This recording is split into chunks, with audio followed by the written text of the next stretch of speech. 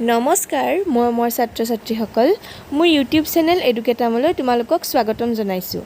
আগৰ ভিডিঅ'টিত আমি ক্লাছ 9ৰ হিন্দী ইলেক্টিভৰ চিকিৎসা কা চক্কৰ নামৰ পাঠটোৰ পাৰ্ট 1 খিনি অসমীয়াতে আলোচনা কৰিছিলোঁ। আজিৰ ভিডিঅ'টোত আমি তাৰ পিছৰখিনি আলোচনা কৰিম। আশা কৰোঁ ভিডিঅ'টোৱে তোমালোকক উপকৃত কৰিব। যদিহে ভিডিঅ'টো চাই ভাল পোৱা তেতিয়াহ'লে লাইক কৰিবা, কিবা নজনা থাকিলে কমেণ্ট বক্সত সুধিবা আৰু লগতে মোৰ চেনেলটো ছাবস্ক্ৰাইব কৰিবা আৰু ভিডিঅ'টো শ্বেয়াৰ কৰিবা। আহা ভিডিঅ'টি আৰম্ভ কৰোঁ। গায়ব हो जाएगा जैसे हिंदुस्तान से सोना गायब हो रहा है। তেনেকৈ বিষ নোহোৱা হৈ যাব যেনেকৈ ভাৰতৰ পৰা সোণ নোহোৱা হ'ব ধৰিছে। मैं तो दर्द से बेचैन था। মই বিষত থাকিব পৰা নাছিলোঁ। ডাক্তৰ সাহেব সাহিত্য का मजा लूट रहे थे। আৰু ডক্টৰে কি কৰি আছিল? সাহিত্যৰ মজা লৈ আছিলে। चलते चलते बोले अभी अस्पताल खुलाना होगा नहीं तो आपको दवा मंगानी ना पड़ती। যেতিয়া যাবলৈ ওলালে তেতিয়া ক'লে এতিয়া চাগে হস্পিটাল বন্ধ আছে, নহ'লে আপুনি এই দৰৱটো দোকানৰ পৰা আনিব নালাগিলেহেঁতেন। খেৰ চন্দ্ৰকলা ফাৰ্মাচী से दवा मंगवा लीजिएगा। চন্দ্ৰকলা ফাৰ্মাচীৰ পৰা ঔষধটো আনি ল'ব। वहाँ दवाइयाँ ताजी मिलती है। তাত যিবিলাক দৰৱ পোৱা যায় সেইবিলাক ভাল হয়। बोतल में पानी गरम करके सेकिएगा। बोतলত पानी লৈ সেকিব। दवा पी गई। মই দৰৱ খালোঁ। गरम बोतलों से सेक भी आरम्भ हुई। আৰু গৰম পানীৰে মই সেক দিয়াও আৰম্ভ কৰিলোঁ। सेकते सेकते चाले पर गए पर दर्द में कमी ना हुई। সেকোতে সেকোতে মোৰ ছাল মানে পুৰি গ'ল, তথাপিও মোৰ বেমাৰ ভাল নহ'লে। दोपहर हुआ, दुपहरिया होल, शाम हुई, आबेली होल, पर दर्द ने मुझे ऐसा प्रेम दिखलाया कि हटने का नाम दूर। কিন্তু বিষে মোৰ লগত এনেকুৱা প্ৰেম দেখুৱালে যে যাবৰ নামেই নল'লে। लोग देखने के लिए आने लगे। মানুহে মোক চাবলৈ আহিলে। मेरे घर पर मेला लगने लगा। মোৰ ঘৰত মেলাৰ নিচিনা হ'বলৈ ধৰিলে। ऐसे ऐसे लोग आए कि कहाँ तक लिखूँ। এনেকুৱা মানুহ আহিলে যে মই কিমান লিখিম আৰু। हाँ, एक विशेषता थी। এটা বিশেষতা আছিল। বিশেষ এটা আছিল যে जो आता एक एक नुस्खा अपने साथ लेता आता। যিয়ে আহিছিল এটা মানে উপায় এটা নিজৰ লগত লৈ আহিছিল। किसी ने कहा अजी कुछ नहीं हिंग पिला दो। কোনোবাই কৈছিল যে একো হোৱা নাই, হিং খাই দিয়া। किसी ने कहा কোনোবাই কৈছিল चूना खिला दो। চূণ খুৱাই দিয়া। खाने के लिए सिवा जूते के और कोई चीज़ बाकी नहीं रह गई। খাবলৈ জোতাৰ বাহিৰে বেলেগ একো বস্তুৱে বাকী নাছিল। जिसे लोगों ने न बताई हो। যিটো কথা মানুহে কোৱা নাছিলে। 3 दिन बीत गए। 3 दिन পাৰ হৈ গ'ল। दर्द में कमी न हुई। কিন্তু মোৰ বিষ অলপো নকমিল। लोग आते मुझे देखने के लिए पर चर्चा छिड़ती थी। মানুহে মোক চাবলৈ আহে কিন্তু আহি আলোচনা কৰে। प्रसाद जी का अमुक नाटक रंगमंच की दृष्टि से कैसा है। प्रसादजीर अमुक नाटकখন কেনেকুৱা হৈছে। राय कृष्णदास हफ्ते में 9 बार दाढ़ी क्यों बनाते हैं। कृष्णदासे सप्ताहत 9 बार क्यों दाढ़ी काटे। मुझे तो कुछ बोलना ही पड़ता था। মইতো কিবা নহয় কিবা ক'বই লাগিছিল। ऊपर से पान और सिगरेट की चपत अलग। আৰু পান আৰু সিগাৰেট লগত পান আৰু সিগাৰেটটো আছিলে। भला दर्द में क्या कमी हो। মোৰ বেমাৰ কেনেকৈ কমিব, মোৰ বিষ কেনেকৈ কমিব। आखिर में लोगों ने कहा कि तुम कब तक इस तरह पड़े रहोगे। শেষত মানুহবিলাকে কৈছিল যে তুমি কেতিয়ালৈ এনেকৈ পৰি থাকিবা। किसी दूसरे का दवा करो। বেলেগ কোনোবা ডক্টৰক দেখুওৱা। लोगों की सलाह से डॉक्टर सुहाना कतरजी को बुलाने की सलाह हुई। মানুহৰ কথা মতে ডক্টৰ सुहाना कतरजीক মই মাতিলোঁ।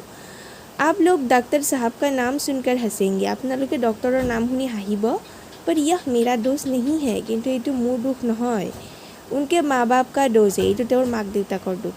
यदि उनका नाम रखना होता तो अवश्य ही कोई साहित्यिक नाम रखता।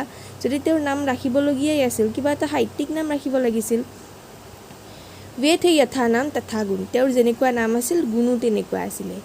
आपकी फीस 8 रुपये थी और मोटर का 1 रुपया अलग। তেওঁৰ ফিজ আছিলে 8 টকা আৰু মটৰৰ 1 টকা বেলেগ। आप लंदन के FRCS थे। তেওঁ লণ্ডনৰ FRCS আছিলে।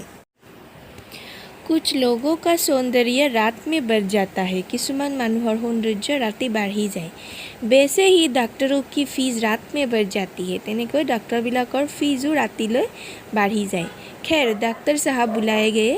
ডাক্তৰজনক মতা হ'ল।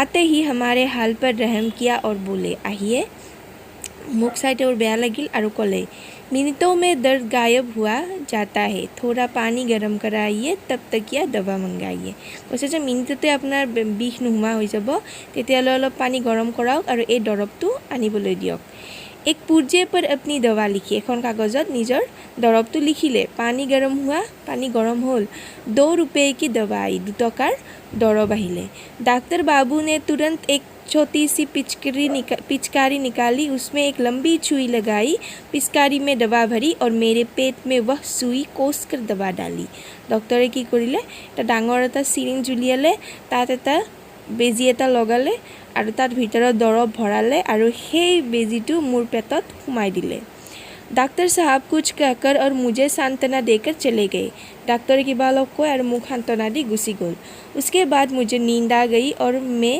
सो गया तार पिছত मोर टुपनी आहि गल और मैं हुई गलो मेरी नींद कब खुली कह नहीं सकता इन मोर टुपनी केতিয়া भांगिले मैं कब নোৱাৰো पर दर्द में कमी हो चली थी किंतु मोर বিষটো অলপ কমিছিলে और दूसरे दिन प्रातःकाल पीड़ा रफू चक्कर हो गई थी और पिछदिना रातिपुৱা मोर रातिपुৱালৈ मोर বিষ একেবাৰে নোহোৱা হৈ গৈছিল कोई 2 सप्ताह मुझे पूरा स्वस्थ होने में लगा मोर पूरा संपूर्ण सुस्थ হ'বলৈ 2 सप्ताह লাগিলে बराबर डॉक्टर सुहानात कतरजी की दवा पी रहा मैं डॉक्टৰৰ সেই सुहानात कतरजीৰ সেই দৰৱটো খাই থাকিলোঁ 18 आने की सीसी प्रतिदिन आती रही 18 आनार हे दरवটো সদায় আমাৰ ঘৰলৈ আহি থাকিল दवा के स्वाद का क्या कहना है हे दरवটোৰ সোৱাদৰ কথানো কি কম शायद मुर्दे के मुंह में भी डाल दिया जाए तो तिलमिला उठे मरा মানুহৰ মুখতো যদি হেইটো ঢালি দিয়া হয় উঠি বহিব 15 दिन के बाद मैं डॉक्टर साहब के घर गया उन्हें धन्यवाद देने के लिए 15 दिन पिছত मैं डॉक्टर जনৰ ওচৰলৈ গলো তেওঁক ধন্যবাদ দিবলৈ मैंने पूछा कि अब तो दवा पीने की कोई आवश्यकता नहीं है मैं तो সুধিলো যে এতিয়া তো মই দৰৱ খাব নালাগিব वे बोले ये तो आपकी इच्छा पर है এটা আপোনাৰ কথা पर यदि आप काफ़ी एहतियात न करेंगे तो आपको एपेंडिसाइटिस हो जाएगा যদি আপুনি বহুত সাৱধান নহয় তেতিয়াহ'লে আপোনাৰ এপেণ্ডিক্স হৈ যাব आपकी श्रीमती जी बड़ी भाग्यवती है আপোনাৰ पत्नी बर भाग्यवती है अगर 6 घंटे की देर और हो जाती तो उन्हें जिंदगी भर रोना पड़ता যদি 6 घंटा और देरी हो गलहेतेन ते गोटेই জীৱনটো কান্দিব লাগিলহেতেন वह तो कहिए कि आपने मुझे बुला लिया जी নহওক আপুনি মোক মাতিলে अभी कुछ दिनों दवा पीजिए এতিয়া আৰু কেইদিনমান আপুনি দৰৱটো খাই থাকক नेक्स्ट पैराग्राफ इसी बीच में डॉक्टर महोदय ने ऐसे मर्जों के नाम सुनाए कि मेरी तबीयत फरक उठी এইখিনি সময়তে ডক্টৰে কিছুমান এনেকুৱা বেমাৰৰ নাম ক'লে যে মোৰ একেবাৰে ভয় লাগি গ'ল भला मुझे ऐसे मर्ज हुए जिनका नाम साधारण क्या पढ़े लिखे लोग भी नहीं जानते मोर আৰু এনেকুৱা বেমাৰ হ'ব নেকি যিবিলাক বেমাৰৰ নাম সাধাৰণ মানুহটো বেলেগ কথা ডাঙৰ লিখা পঢ়া কৰা মানুহবিলাকেও নাজানে আজিলৈ ভিডিঅ'টো এইখিনিয়ে বাকিখিনি আমি নেক্সট ক্লাছত আলোচনা কৰিম